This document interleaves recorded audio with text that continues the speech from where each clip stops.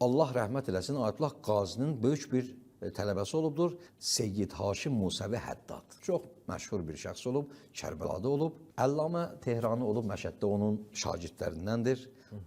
Tələbələr bilərlər, Ruhu Mücərrəd kitabının sahibidir. Onun çox yaxın şagirdi olub, bəlkə də baş şagirdi olubdur o Həddadın. Şəhid Mütəhhərinin dostu olub. Əllamə Tehrani yazır o kitabında elə o Ruhu Mücərrəddə ki, Mütəhhəri ağa məndən xahiş etdi ki, bu Həddadla bunu görüşdürüm. Deyəsən Həddad Quma gəlib, Məşədə gəlib, dəqiq Tehrana yadımda deyil, Kərbəla sakin olub özü.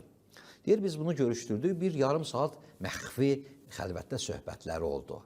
Çıxandan sonra Şəhid Mütəhhəridən də, indi onda şəhid olmamışdı. Soruşduq ki, ağa nə dedi? Şəhid Mütəhhəri də ki, elmi savad baxımından Həddad ara, Şəhid Mütəhhəri ara. Şəhid Mütəhhəri Əllamədir. Ayətullah Həddad ki, elə dini dərs az oxuyub da bilirsiniz. Yəni müqəddəmələr oxuyub, sonra oxumayıb, irfan dalına düşüb.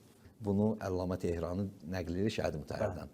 Ayətullah Həddad soruşub ki, namaz necə qılırsan? Deyib ki, mən namazdayım, diqqət edirəm namazın kəlmələrinə, mənasına.